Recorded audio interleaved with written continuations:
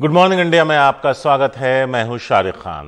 Cricketer से राजनेता बने नवजोत सिंह सिद्धू ने पंजाब कांग्रेस प्रमुख के पद से इस्तीफा दे दिया है। कांग्रेस अध्यक्ष सोनिया गांधी को भेजे इस्तीफे में सिद्धू ने साफ लिखा है कि वो पंजाब के भविष्य के साथ कोई समझौता नहीं कर सकते। बताया जा रहा है कि सिद्धू पंजाब की नई सरकार के गठन में हुए कुछ फैसलों से नाराज हैं। सिद्धू के इस्तीफे के साथ ही उनके कई समर्थकों ने भी इस्तीफा दे दिया है, जिसमें सबसे बड़ा नाम 2 दिन पहले ही कैबिनेट मंत्री बनाई गई रजिया सुल्तान का है। हालांकि इस्तीफे से मचे बवाल के बीच सिद्धू को मनाने की कोशिशें भी जारी है। कांग्रेस विधायक बाबा हेनरी का कहना है कि सिद्धू का इस्तीफा स्वीकार नहीं किया गया है। 3-4 मुद्दे हैं जिसे सुलझा लिया जाएगा।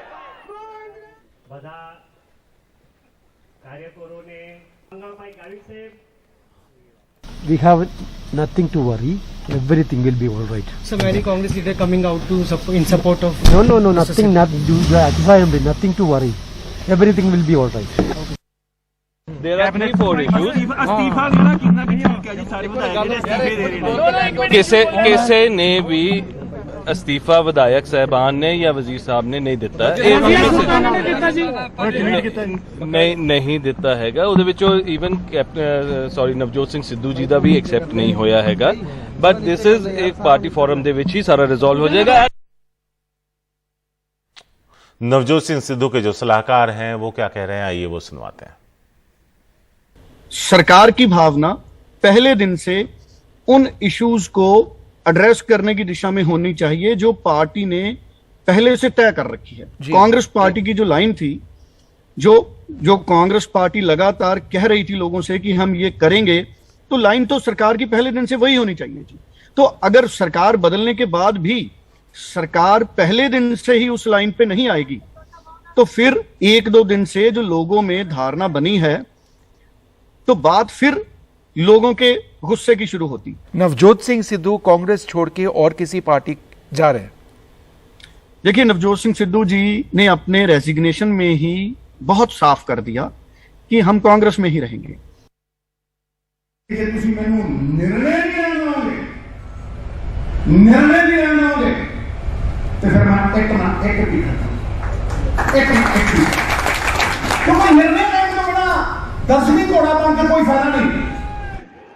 नवजोत सिंह सिद्धू का पंजाब पार्टी अध्यक्ष पद से इस्तीफा अचानक आने से कांग्रेस वाले भी हैरान रह गए।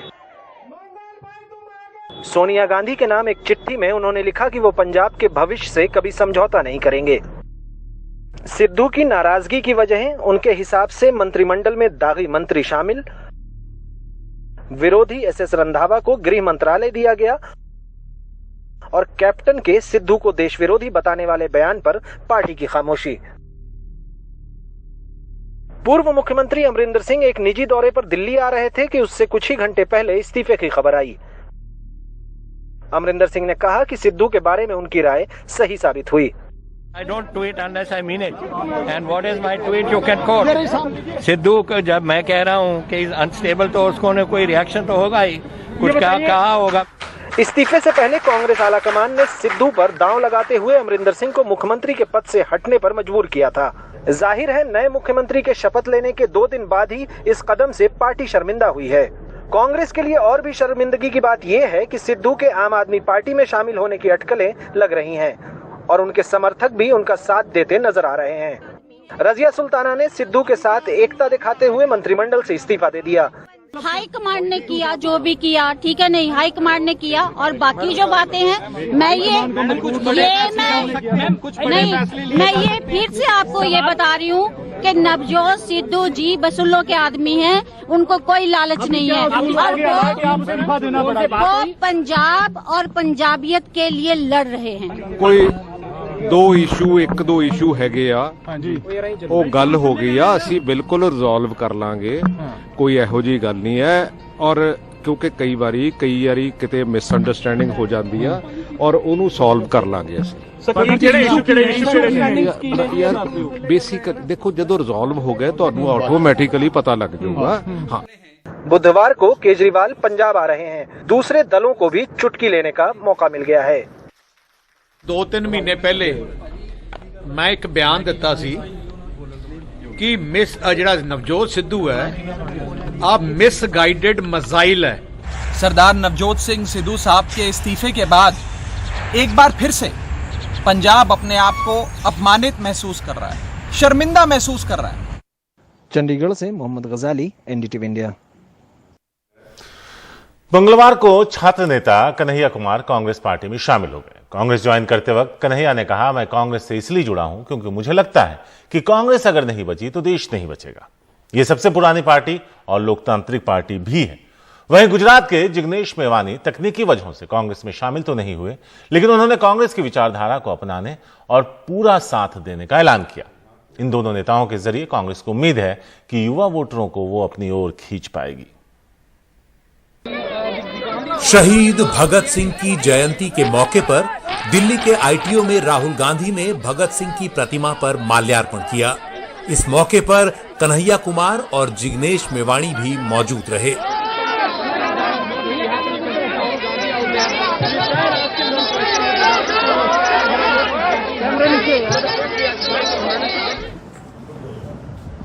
फिर कांग्रेस दफ्तर आकर कन्हैया कुमार ने राहुल गांधी के सामने कांग्रेस की सदस्यता ली।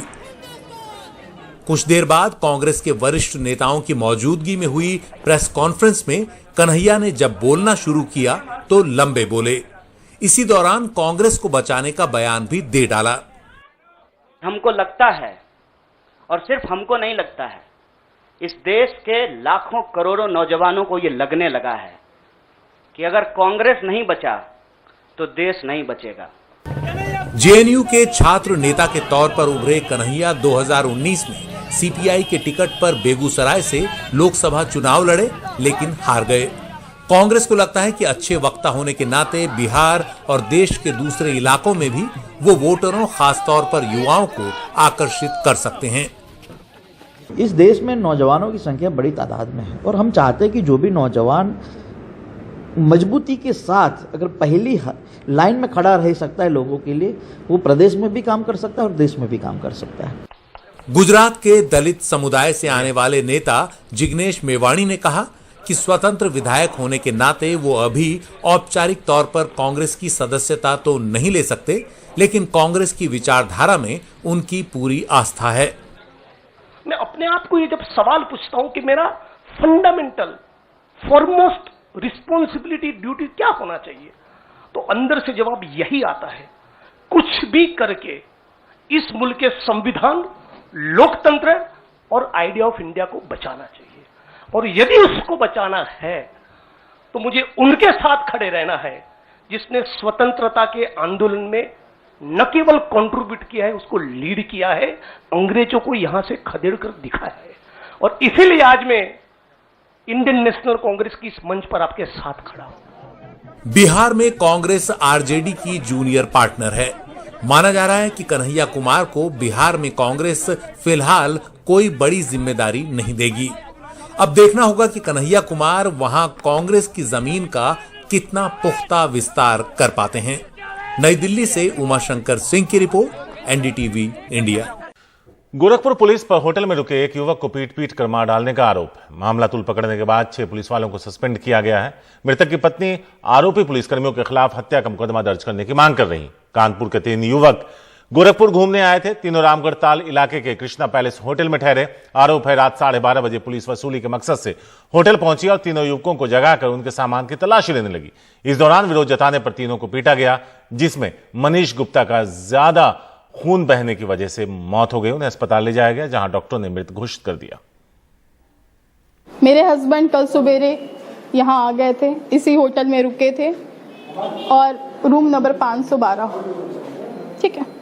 सुबह से शाम तक रुके, ढाबे से खाना खा के रात को घर आए, मतलब यहाँ होटल के रूम में आए, हमसे बात करी है।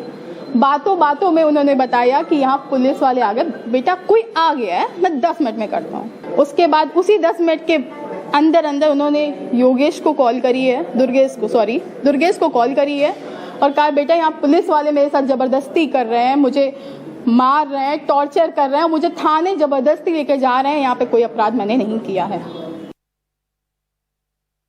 विकेट लेकर पंजाब को मैच में वापस ला खड़ा किया, लेकिन ईशान किशन की जगह टीम में सौरभ तिवारी आया और उन्होंने शानदार प्रदर्शन किया। हार्दिक पांड्या ने भी 45 रन बनाकर टीम की जीत 40 रन बनाकर टीम की जीत पक्की कर दी। और इन सब पर बात करने के लिए इस वक्त सबसे पहले चलते हैं हमारी एक्सपर्ट जया शर्मा के पास, पूर्व भारतीय महिला टेस्ट क्रिकेटर हैं। जया, मुंबई की जो वापसी है उससे भी बड़ी बात जो भारतीय फैंस के लिए है, हार्दिक पांड्या की वापसी हुई है। मैच फिनिशर के रूप में एक देखा, उनको एक लाइफ जरूर मिला था 7 रन पे, लेकिन उन्होंने और कैरन पोलार्ड ने मुंबई को एक तरह से फिर से उनमें जान फूंक दी है और फिर से ये टीम कहां 7वें नंबर थी, अब खिताब की दावेदार लग रही है। जी बिल्कुल, यही एक ब्यूटी है T20, स्पेशली T20 क्रिकेट में, कि आप किसी भी चीज को फॉर ग्रांटेड नहीं ले सकते। जिस तरीके से हार्दिक पांड्या ने बैटिंग करी है, शुरू में थोड़ा रस्टी लग रहे थे जरूर, कैच भी छूटा, लेकिन एक अच्छा बल्लेबाज, एक एस्टैब्लिश बल्लेबाज जो होता है वो उस गलती को यूज करता है और वही हार्दिक पांड्या ने किया। एंड मैच विनिंग परफॉर्मेंस वहां कैरन पोलार्ड के साथ, और इम्पोर्टेंट ये था कि उनकी जो साझेदारी थी वो बहुत अच्छी थी और उसी से मुंबई के लिए एक बेस बना एंड उन्होंने मैच जीता। और राकेश भी हमारे साथ जुड़ रहे हैं। राकेश अभी फिलहाल नहीं है। जय, आपसे पूछते हैं कि सौरभ तिवारी का जो टीम में चेंजेस आए हैं, सौरभ तिवारी आए, ईशान किशन को बाहर बैठना पड़ा, नेथन कुल्टर नहीं आए, लेकिन ईशान किशन का इस समय बैठना मुंबई के पास हो सकता है ऑप्शन नहीं हो, लेकिन टीम इंडिया के लिए वर्ल्ड कप के लिहाज से शायद बहुत अच्छी खबर नहीं है। जी बिल्कुल, मैंने देखा कल ये एक वीडियो भी काफी वायरल हो रहा था कि विराट कोहली ईशान किशन से बात कर रहे हैं, उनको कुछ समझा रहे हैं। तो डेफिनेटली यहाँ पे आईपीएल सिर्फ एक फ्रेंचाइजी क्रिकेट नहीं हो रही है, ये T20 वर्ल्ड कप की तैयारी हो रही है और उसी के लिए ईशान किशन जैसे बैट्समैन का फॉर्म में ना होना ये मुश्किल की बात हो सकती है। तो बट फिर मैं ये बोलूंगी कि जो अच्छे प्लेयर्स होते हैं वो डेफिनेटली उनका एक समय आता है, एक पैच आता है, एक फेज आता है, वो ईशान किशन के साथ हो रहा है और इसीलिए शायद उनको ये ब्रेक दिया गया कि वो अपने ऊपर इतना प्रेशर ना ले, क्योंकि आगे T20 वर्ल्ड कप भी है। बिल्कुल, T20 वर्ल्ड कप है। और इस वक्त हम चल सकते हैं बाबाशीष के पास, जो कि फैंटेसी गली क्रिकेट एनालिस्ट हैं। बाबाशीष, 5 बार की चैंपियन है मुंबई, सिर्फ 3 बार वो टॉप 4 में नहीं रही है और एक जीत से अचानक कहा तो वो 7वें नंबर पे थी, अब लग रहा है कि वो मतलब बहुत ही टॉप कंटेंडर में, और जिस फॉर्म में है कैरन पोलार्ड और हार्दिक पांड्या का वापस आना, वो लग रहा है कि अब किसी भी टीम को टक्कर देने की हालत में आ गई है। बिल्कुल, जिन्होंने इतनी बार ट्रॉफी जीती है उन्हें चैंपियनशिप जीत का जो डीएनए है वो पता है और वो है मुंबई की साइड में। प्रॉब्लम ये हो रही थी कि जब मेन मौके पे आते थे, जब एक क्रिकेट देखिए 3 गेम है at the end of the day, लेकिन 1-to-1 कॉन्टेस्ट होते हैं और उसी में आपको फिर जो टीम वो कॉन्टेस्ट में निकल जाती है वो टीम उस हिसाब से जीतती है। देखिए कल वाली जो कितनी भी 1-to-1 कॉन्टेस्ट में मुंबई आई, वहां पे वो करंट सिचुएशन में ऊपर हुई वो सिनेरियो में, तो वहां पे मैं समझता हूं कि यही चैंपियनशिप टीम की डीएनए होती है कि जब वो करंट सिचुएशन आए, जब यहाँ पे हो कि आपको आखिरी 3 के 3 जीतते हैं या 4 के 4 जीतते हैं, तो इसी तरीके की टीम आगे जाती है। बिल्कुल जया, एक जो कंसर्न है, हालांकि कंसर्न है या नहीं, अभी रोहित शर्मा जिस तरीके से स्पिनर्स पे आउट हो रहे हैं लॉन्ग ऑन पे और स्पिनर्स के खिलाफ, आपको पैटर्न बनता हुआ दिख रहा है? जी, कभी कभी जो बल्लेबाज होते हैं एक पर्टिकुलर सेट पैटर्न में आउट होने लगते हैं, बट ये मैं बोलूंगी एज अ बैटर ये सॉल्व हो सकता है, क्योंकि आप नई मिस्टेक नहीं कर रहे, आपको पता है कि आप क्या मिस्टेक कर रहे हो।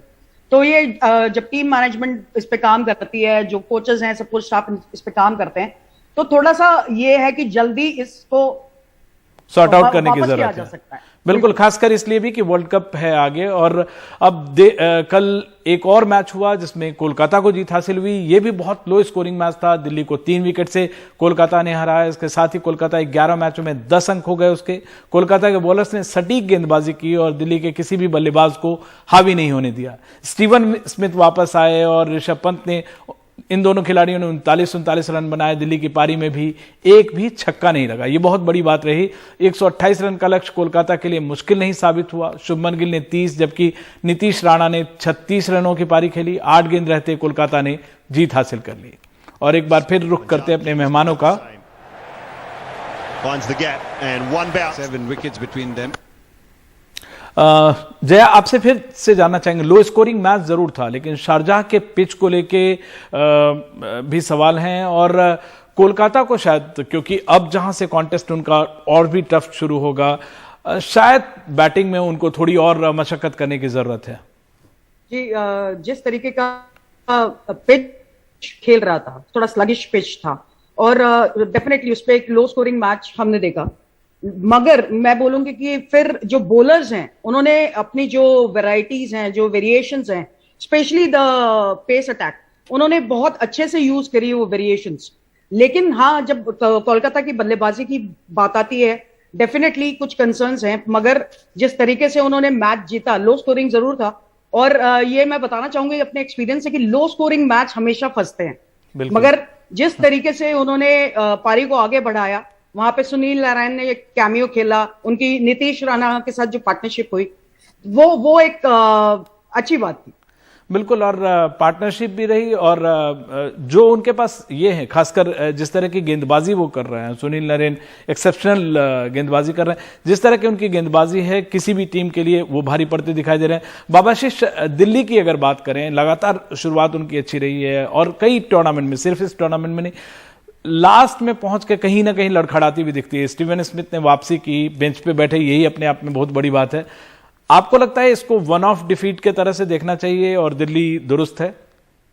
बिल्कुल, दिल्ली बिल्कुल दुरुस्त है। मुझे नहीं लगता कि उनके खेमे में वैसा कुछ एक टेंशन रहेगा। देखिए, आप बात करते हैं, मैं जिस चैंपियनशिप देने की बात कर रहा था, वही देने से रिकी पॉन्टिंग आए हुए हैं, वही देने से उन्होंने देखा है कि कैसे मुश्किल सिचुएशंस में आप टीम होती है और वहां से कैसे आपको इंडिविजुअल परफॉर्मेंस बाहर लेके आएंगे।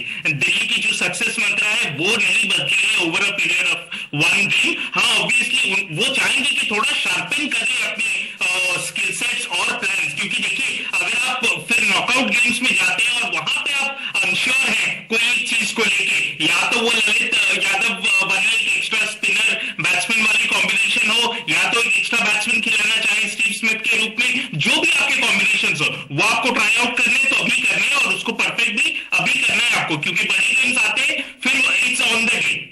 बिल्कुल, लेकिन इस बार दिल्ली के फैंस को दिल्ली से बहुत सारी उम्मीदें हैं। जिस तरह से टीम ने प्रदर्शन किया है, 11 में से 8 मैच जीती है और इसलिए दिल्ली से जाहिर तौर पे उम्मीद है। शाम को एक और आज जो इंपॉर्टेंट मैच खेला जाने वाला है वो राजस्थान और बेंगलोर के बीच है। इस पे बातें करेंगे ब्रेक के बाद। लेते हैं एक छोटा सा ब्रेक और फौरन हाजिर होते हैं जया शर्मा के पास। जया, विराट की टीम का जो तेवर है उस फॉर्म में आती हुई दिख रही है, क्या आपको लगता है? हालांकि दिल्ली की टीम भी हारती है, तो आपको लगता है कि, या मुंबई भी 5 बार की चैंपियन हार रही है, कई बार पिछला मैच उन्होंने जीता है, आपको लगता है कि एक तरफा मुकाबला होगा, पलड़ा एक तरफ ही झुका रहेगा विराट की ओर, बेंगलुरु की ओर? कभी आप T20 क्रिकेट, स्पेशली आप वैसे भी क्रिकेट में ये प्रेडिक्ट नहीं कर सकते कि ऐसा ही होगा, क्योंकि कई बार हम देखते हैं कि लो स्कोरिंग मैचेस होते हैं, तो जो लो स्कोरिंग मैच में जो हल्की टीम है वो भी मुकाबले जीत जाती है। मगर यहाँ पे एक जो स्टैट्स की अगर मैं बात करूं तो बेंगलुरु ने 5 मैच में लास्ट 2 जीत हासिल करी है और सेम राजस्थान रॉयल्स ने भी लास्ट 5 मैच में 2 जीत हासिल करी है। पर डिफरेंस आता है कि जो लास्ट मैच है, बेंगलुरु अपना लास्ट मैच जीती है और राजस्थान रॉयल्स अपने 2 लास्ट गेम्स हारी है। ये मैं कहूंगी कि इस पे बेस आप बोल सकते हैं कि बेंगलुरु का पलड़ा भारी हो सकता है, क्योंकि क्रिकेट कॉन्फिडेंस का गेम है, रिदम का गेम है और उस रिदम में बेंगलुरु मुझे ज्यादा लगती है रादर देन आरआर। बिल्कुल, और खासकर इसलिए भी क्योंकि मुंबई जैसी टीम को बेंगलुरु ने हारा है, तो और मतलब विराट और रोहित आपस में हो तो बहुत सारा टेंशन, प्रेशर, मीडिया का बाहर, स्पेकुलेशन, ये सब अपने आप में रहता है और बेंगलुरु 5 बार की डिफेंडिंग चैंपियन है। आप बाबाशीष, क्या सूरत लगती है राजस्थान को, क्या चेंजेस करने होंगे जिससे वो जीत की कोई उनके लिए सूरत बनती हुई नजर आए? देखिए, मैचअप पिक्स अगर उनके पास कोई है तो वो ट्राई कर सकते हैं। यहाँ पे देखिए, उनके पास वो एक लेग स्पिनर है, खरा सोना है, श्रेयस गोपाल, उनको अगर वो ट्राई करना चाहिए। बैंगलोर के टॉप ऑर्डर, या फिर आपको पता भी है कि एबी डिविलियर्स के अगेंस्ट बहुत सारे टीम्स जो है मैचअप पिक एक लेग स्पिनर खिलाते ही है, तो अगर वो एक सिचुएशन है वहां पे वो टर्न कर सकते हैं। मैं दूसरी बात ये कहना चाहूंगा कि लियम लिविंगस्टोन की जो सक्सेस हमने बाहर, इंडिया के बाहर देखी है, जय ऑफकोर्स बेटर आपको बता पाएंगे उनकी बैटिंग के बारे में, लेकिन मुझे नहीं लगता कि यहां पे क्रंच सिचुएशन में इन स्लो विकेटों पे शायद ऊपर से उतने उनको सक्सेस मिले। तो हो सकता है वो डेविड मिलर के साथ जाएं, थोड़ा सा एक्सपीरियंस लेके आए वहां पे टॉप ऑर्डर में, लेकिन उसके अलावा मुझे नहीं लगता कि अगर एक सीजन टीम आपने पिक की है और पूरे सीजन आपने उनको बैक किया है, तो getting into the crunch games जहां उनको आपको जीतना ही जीतना है, तो वहां पे उनको बैक करना पड़ेगा। आप फिर से नए प्लेयर्स लेके आएंगे, नया ग्रुप बदल देंगे तो फिर मुश्किल होता है। बिल्कुल, तो उनको बैटिंग करनी पड़ेगी जबरदस्त, और तभी वो विराट की जो सेना है बेंगलोर के खिलाफ ये टीम टिक सकती है। आप दोनों मेहमानों का बेहद शुक्रिया हमारे शो में जुड़े, और हर रोज इसी तरह हम आपको बिंदास क्रिकेट में रोमांच भरी क्रिकेट की खबरें लाते रहेंगे। देखते रहिए एनडीटीवी। गुड मॉर्निंग इंडिया में एक बार फिर से आपका स्वागत है। पंजाब कांग्रेस अध्यक्ष पद से इस्तीफा देने वाले नवजोत सिंह सिद्धू को मनाने की कोशिशें शुरू हो गई। सिद्धू को मनाने आज पंजाब कांग्रेस के प्रभारी हरीश रावत चंडीगढ़ जाएंगे। पंजाब सरकार में नए मंत्री बने प्रगट सिंह को सिद्धू को मनाने के लिए पटियाला भेजा गया है। खबरों के मुताबिक उनकी सिद्धू से मुलाकात भी हुई। पटियाला जाने से पहले प्रगट सिंह ने कहा था कि कुछ मुद्दे हैं जिन्हें सुलझा लिया जाएगा। कांग्रेस महासचिव केसी वेणुगोपाल ने भी कहा, चिंता की कोई बात नहीं है, सब ठीक हो जाएगा। कांग्रेस विधायक बाबा हेनरी ने कहा कि सिद्धू का इस्तीफा स्वीकार नहीं किया गया है, 3 से 4 मुद्दे हैं जिसे सुलझाने की उम्मीद है। सिद्धू के सलाहकार सुरेंद्र ढल्ला ने भी कहा, अभी मुद्दों को सुलझाने का वक्त है, जिन्हें जनता स्वीकार करे ऐसी टीम चाहिए। इस पर सरकार को भी सोचना चाहिए। बताया जा रहा है कि सिद्धू पंजाब की नई सरकार के गठन में हुए कुछ फैसलों से नाराज।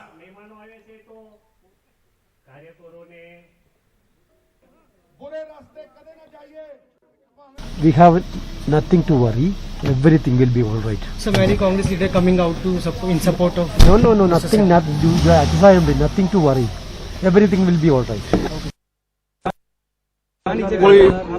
ਕੋਈ ਇੱਕ ਦੋ ਇਸ਼ੂ ਹੈਗੇ ਆ, ਉਹ ਗੱਲ ਹੋ ਗਈ ਆ, ਅਸੀਂ ਬਿਲਕੁਲ ਰਿਜ਼ੋਲਵ ਕਰ ਲਾਂਗੇ, ਕੋਈ ਇਹੋ ਜਿਹੀ ਗੱਲ ਨਹੀਂ ਹੈ। ਔਰ ਕਿਉਂਕਿ ਕਈ ਵਾਰੀ ਕਿਤੇ ਮਿਸਅੰਡਰਸਟੈਂਡਿੰਗ ਹੋ ਜਾਂਦੀ ਆ, ਔਰ ਉਹਨੂੰ ਸੋਲਵ ਕਰ ਲਾਂਗੇ ਅਸੀਂ।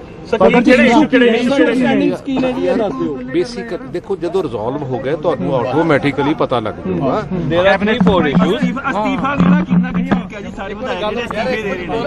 ਕਿਸੇ ਨੇ ਵੀ ਅਸਤੀਫਾ ਵਿਧਾਇਕ ਸਾਹਿਬਾਨ ਨੇ ਜਾਂ ਵਜ਼ੀਰ ਸਾਹਿਬ ਨੇ ਨਹੀਂ ਦਿੱਤਾ,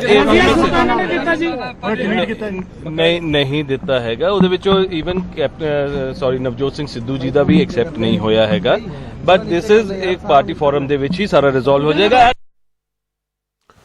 हमारे सहयोगी विष्णु सोम ने नवजोत सिंह सिद्धू के सलाहकार से बात की। उन्होंने क्या कुछ कहा है, आइए वो सुनवाते हैं। सरकार की भावना पहले दिन से उन इश्यूज को एड्रेस करने की दिशा में होनी चाहिए जो पार्टी ने पहले से तय कर रखी है। कांग्रेस पार्टी की जो लाइन थी, जो कांग्रेस पार्टी लगातार कह रही थी लोगों से कि हम ये करेंगे, तो लाइन तो सरकार की पहले दिन से वही होनी चाहिए थी। तो अगर सरकार बदलने के बाद भी सरकार पहले दिन से ही उस लाइन पे नहीं आएगी, तो फिर 1-2 दिन से जो लोगों में धारणा बनी है, तो बात फिर लोगों के गुस्से की शुरू होती। नवजोत सिंह सिद्धू कांग्रेस छोड़ के और किसी पार्टी जा रहे हैं? देखिए, नवजोत सिंह सिद्धू जी ने अपने रेजिग्नेशन में ही बहुत साफ कर दिया कि हम कांग्रेस में ही रहेंगे। और हमारे साथ हमारे सहयोगी मोहम्मद गजाली इस वक्त मौजूद हैं। सीधे उनके पास चलते हैं, उनसे जानते हैं कि क्या कुछ हो रहा है, पर्दे के पीछे क्या कुछ चल रहा है, क्या कुछ उम्मीदें हैं, उस पर नजर डालते हैं। गजाली, सीधा सा सवाल है, बहुत सारे उनसे फिर से हम जुड़ने की कोशिश करेंगे, लेकिन आपको बता दें कुछ दिन पहले ही यानी जुलाई में ही नवजोत सिंह सिद्धू को प्रदेश अध्यक्ष बनाया गया था। उसके बाद अमरिंदर सिंह की विदाई हुई, तो ऐसे में लग रहा था कि वो एक मजबूत नेता के तौर पर उभरे हैं। लेकिन जब मुख्यमंत्री पद के चुनाव की बात आई तो उनकी नहीं चली। चंदी मुख्यमंत्री बने, 2 उप मुख्यमंत्री बनाए गए, और बताया यह जा रहा है कि कुछ फैसलों को लेकर, जिस तरह से नियुक्तियां हुई हैं, एडवोकेट जनरल की नियुक्ति हो या डीजीपी की नियुक्ति हो, उसको लेकर भी उनकी नाराजगी है। मोहम्मद गजाली हैं हमारे साथ। इस बारे में ज्यादा बात करने के लिए सीधे उनके पास चलते हैं। गजाली, सिद्धू के बारे में यह भी कहा जाता है कि वो बहुत इंपल्सिव हैं। क्या दबाव के लिए ये इस्तीफा या फिर वो चिट्ठी भेजी गई, या फिर अब उनको लगता है कि शायद ये वो ठिकाना नहीं है जहां वो ठहरना चाहेंगे?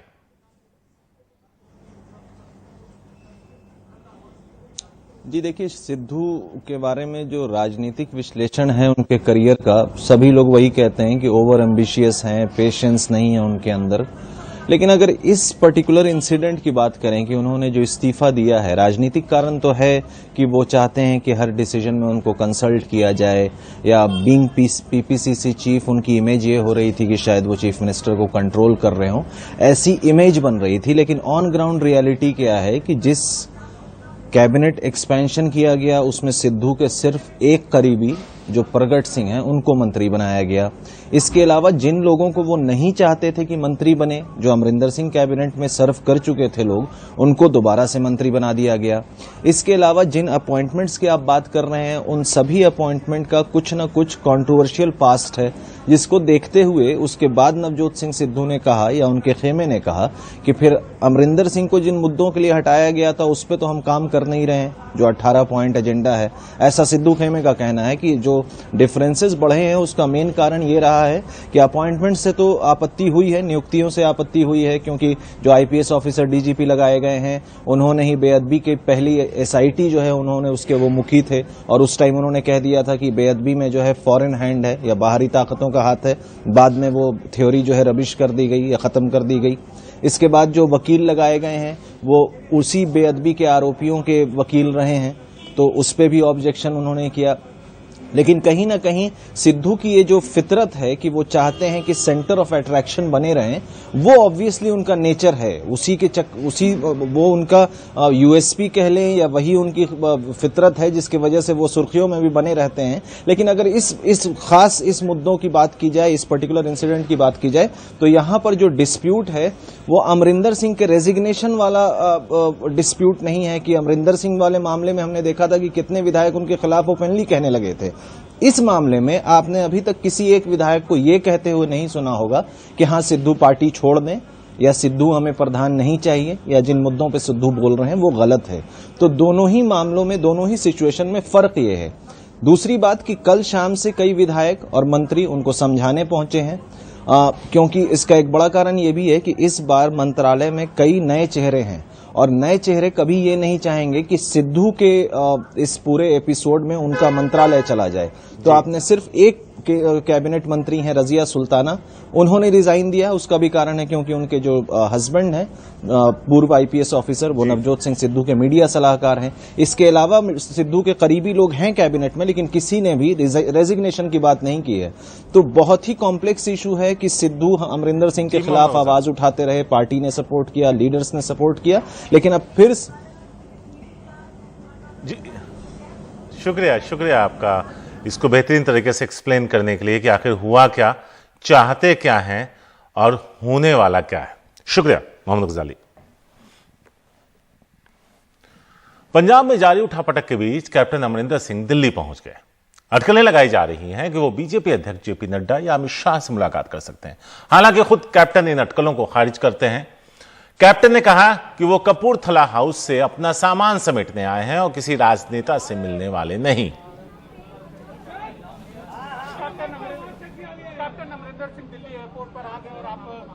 यहाँ किससे मिलने का प्रोग्राम है? यहाँ मैं घर जाऊंगा, सामान इकट्ठा करूंगा और मैं पंजाब जाऊंगा। क्या अमित शाह से मिलना? सर सिद्धू के इस्तीफे के बाद अब आपकी क्या? अरे I am not meeting any politician, मैंने आपको कह दिया किसी पॉलिटिशियन को मैं नहीं मिल रहा, कोई पॉलिटिकल एक्टिविटी नहीं है। मैं कपूरथला हाउस जो चीफ घर है उसको खाली करने के लिए आया। मंगलवार को छात्र नेता कन्हैया कुमार कांग्रेस पार्टी में शामिल हो गए। कांग्रेस ज्वाइन करते वक्त कन्हैया ने कहा, मैं कांग्रेस से इसलिए जुड़ा हूं क्योंकि मुझे लगता है कि कांग्रेस अगर नहीं बची तो देश नहीं बचेगा। यह सबसे पुरानी और लोकतांत्रिक पार्टी है। वहीं गुजरात के जिग्नेश मेवानी तकनीकी वजहों से कांग्रेस में शामिल तो नहीं हुए, लेकिन उन्होंने कांग्रेस की विचारधारा को अपनाने और पूरा साथ देने का ऐलान किया। इन दोनों नेताओं के नजरिए कांग्रेस को उम्मीद है कि युवा वोटरों को वो अपनी ओर खींच पाएंगे। शहीद भगत सिंह की जयंती के मौके पर दिल्ली के आईटीओ में राहुल गांधी ने भगत सिंह की प्रतिमा पर माल्यार्पण किया। इस मौके पर कन्हैया कुमार और जिग्नेश मेवानी भी मौजूद रहे।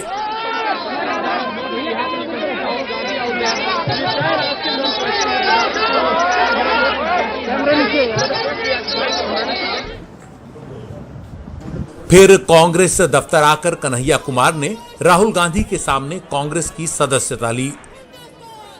कुछ देर बाद कांग्रेस के वरिष्ठ नेताओं की मौजूदगी में हुई प्रेस कॉन्फ्रेंस में कन्हैया ने जब बोलना शुरू किया तो लंबे बोले। इसी दौरान कांग्रेस को बचाने का बयान भी दे डाला। हमको लगता है, और सिर्फ हमको नहीं लगता है, इस देश के लाखों करोड़ों नौजवानों को ये लगने लगा है कि अगर कांग्रेस नहीं बचा तो देश नहीं बचेगा। जेएनयू के छात्र नेता के तौर पर उभरे कन्हैया 2019 में सीपीआई के टिकट पर बेगूसराय से लोकसभा चुनाव लड़े, लेकिन हार गए। कांग्रेस को लगता है कि अच्छे वक्ता होने के नाते बिहार और देश के दूसरे इलाकों में भी वो वोटरों, खासतौर पर युवाओं को आकर्षित कर सकते हैं। इस देश में नौजवानों की संख्या बड़ी तादाद में है और हम चाहते हैं कि जो भी नौजवान मजबूती के साथ अगर पहली लाइन में खड़ा रह सकता है लोगों के लिए, वो प्रदेश में भी काम कर सकता है और देश में भी काम कर सकता है। गुजरात के दलित समुदाय से आने वाले नेता जिग्नेश मेवाणी ने कहा कि स्वतंत्र विधायक होने के नाते वो अभी औपचारिक तौर पर कांग्रेस की सदस्यता तो नहीं ले सकते, लेकिन कांग्रेस की विचारधारा में उनकी पूरी आस्था है। मैं अपने आप को ये जब सवाल पूछता हूं कि मेरा फंडामेंटल फॉरमोस्ट रिस्पॉन्सिबिलिटी ड्यूटी क्या होना चाहिए, तो अंदर से जवाब यही आता है, कुछ भी करके इस मुल्क के संविधान, लोकतंत्र और आइडिया ऑफ इंडिया को बचाना चाहिए। और यदि उसको बचाना है तो मुझे उनके साथ खड़े रहना है जिसने स्वतंत्रता के आंदोलन में न केवल कंट्रीब्यूट किया है, उसको लीड किया है, अंग्रेजों को यहां से खदेड़ कर दिखाया है। और इसीलिए आज मैं इंडियन नेशनल कांग्रेस की इस मंच पर आपके साथ खड़ा हूं। बिहार में कांग्रेस आरजेडी की जूनियर पार्टनर है। माना जा रहा है कि कन्हैया कुमार को बिहार में कांग्रेस फिलहाल कोई बड़ी जिम्मेदारी नहीं देगी। अब देखना होगा कि कन्हैया कुमार वहां कांग्रेस की जमीन का कितना पुख्ता विस्तार कर पाते हैं। नई दिल्ली से उमाशंकर सिंह की report, NDTV India. Social media पर मारे गए लोगों का शोक मनाया जा रहा है। गोगी की हत्या करवाने के लिए टिल्लू गैंग को बधाई भी दी जा रही है। रोहिणी कोर्ट में हुए शूटआउट में दिल्ली के बड़े गैंगस्टर जितेंद्र उर्फ गोगी के मारे जाने के बाद उसके गैंग के लोग तिलमिलाए हुए हैं। हालांकि उसके अधिकतर गुर्गे जेल में बंद हैं, लेकिन सोशल मीडिया पर उसका गैंगवार चल रहा है। उसके गैंग के लोग विरोधियों को चेतावनी दे रहे हैं कि जल्दी ही धमाका होगा। ऐसे ही बदला लेने के लिए कई पोस्ट सोशल मीडिया पर डाले जा रहे हैं। गोगी की हत्या के बाद जेल से लेकर सोशल मीडिया तक अपराधियों के बीच घमासान मचा हुआ है, इसीलिए जेल में अलर्ट जारी किया गया है। वहीं सोशल मीडिया पर भी निगरानी की जा रही है। सोशल मीडिया पे इस तरह की अगर कोई गतिविधि है जिससे कहीं ना कहीं क्रिमिनलिटी को बढ़ावा मिलता है, अपराध को बढ़ावा मिलता है, या किसी क्रिमिनल को कुछ आइकॉनिक फिगर बनाने की कोशिश होती है कई दफ़े, तो इस सोशल मीडिया स्काउटिंग हम इस मकसद से कंटिन्यूसली करते रहते हैं। और जहाँ पे भी हमें लगता है कि हमें पुलिस के इंटरवेन करने की ज़रूरत है, हमारे एक्शन लेने की ज़रूरत है, तो वहाँ पर हम डेफिनेटली एक्शन लेते हैं। और एक हिसाब से ये हमारे लिए इंफॉर्मेशन गैदरिंग का भी एक ओपन प्लेटफॉर्म है, जहाँ से हम लोग जिसको कंटिन्यूस मॉनिटर करके इंफॉर्मेशन भी इकट्ठी करते हैं। विरोधी गैंग को धमकी देने के साथ साथ गोगी को उसके गुर्गे कुछ इस तरह याद कर रहे हैं। उसकी याद में वीडियो पोस्ट किए जा रहे हैं। खौफ पैदा करने के लिए सोशल मीडिया पर हथियारों की नुमाइश कर रहे हैं। वहीं गोगी की हत्या का जिस गैंगस्टर टिल्लू पर आरोप है, उसके गुर्गे उसे विनर बताते हुए बधाई दे रहे हैं। शूटआउट में पुलिस फायरिंग में मारे गए राहुल और जगदीप को टिल्लू गैंग कुछ इस तरह याद कर रहा है। लिखा जा रहा है कि वो मरने के बाद भी बड़ा काम कर गए। टिल्लू और गोगी समेत दर्जनों गैंगस्टर और उनके गुर्गे सोशल मीडिया पर एक्टिव हैं। इनके हजारों फॉलोवर हैं। दिल्ली पुलिस की क्राइम ब्रांच और स्पेशल सेल गैंगस्टरों के सोशल मीडिया पेज पर नजर बनाए हुए है। जांच की जा रही है कि आखिर इस तरह के पेज कौन चला रहा है। क्या अपराधी जेल में बैठकर इस तरह के पोस्ट अपने मोबाइल से डाल रहे हैं? नई दिल्ली से कैमरामैन अशोक महाले के साथ मैं Mukesh Singh, NDTV India. Gorakhpur police पर होटल में रुके एक युवक को पीट पीट कर मार डालने का आरोप लगा है। मामला तूल पकड़ने के बाद 6 पुलिस वाले को सस्पेंड किया गया है। मृतक की पत्नी आरोपी पुलिसकर्मियों के खिलाफ हत्या का मुकदमा दर्ज करने की मांग कर रही है। कानपुर के 3 युवक मनीष गुप्ता, प्रदीप और अरविंद गोरखपुर घूमने आए थे। तीनों रामगढ़ ताल इलाके के कृष्णा पैलेस होटल में ठहरे थे। आरोप है कि रात 12:30 बजे पुलिस वसूली के मकसद से होटल पहुंची और तीनों युवकों को जगाकर उनके सामान की तलाशी लेने लगी। इस दौरान विरोध जताने पर तीनों को पीटा गया। मनीष गुप्ता ज्यादा पीट दिए गए। बाद में खून से लथपथ हालत में पुलिस उन्हें अस्पताल ले गई, जहां डॉक्टरों ने उसे मृत घोषित कर दिया। मेरे हस्बैंड कल सवेरे यहाँ आ गए थे, इसी होटल में रुके थे और रूम नंबर 512, ठीक है। सुबह से शाम तक रुके, ढाबे से खाना खा के रात को घर आए हैं, मतलब यहाँ होटल के रूम में आए हैं। हमसे बात करी है। बातों बातों में उन्होंने बताया कि यहाँ पुलिस वाले आ गए, बेटा कोई आ गया है, मैं 10 मिनट में करता हूँ। उसके बाद उसी 10 मिनट के अंदर उन्होंने योगेश को कॉल करी है, दुर्गेश को कॉल करी है और कहा बेटा यहाँ पुलिस वाले मेरे साथ जबरदस्ती कर रहे हैं, मुझे मार रहे हैं, टॉर्चर कर रहे हैं, मुझे थाने जबरदस्ती लेके जा रहे हैं, यहाँ पे कोई अपराध मैंने नहीं किया है। झारखंड के नक्सल प्रभावित लातेहार जिले में सुरक्षा बलों और नक्सलियों की मुठभेड़ में जगवा के असिस्टेंट कमांडेंट राजेश कुमार शहीद हुए। उन्हें मुठभेड़ के दौरान गोली लगी थी। इलाज के लिए एयरलिफ्ट कर रांची ले जाया गया, जहां इलाज के दौरान उन्होंने दम तोड़ दिया। इस मुठभेड़ में एक नक्सली भी मारा गया।